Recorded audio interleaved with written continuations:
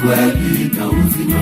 Yeye amwamini Kweli hata kufa kamwe ataishi milele na milele. simulia matendo ya uwezo wake tazama shesha. Nasema ndugu yangu njoo kwake Bwana, maradhi uliyo nayo Yesu anaponya.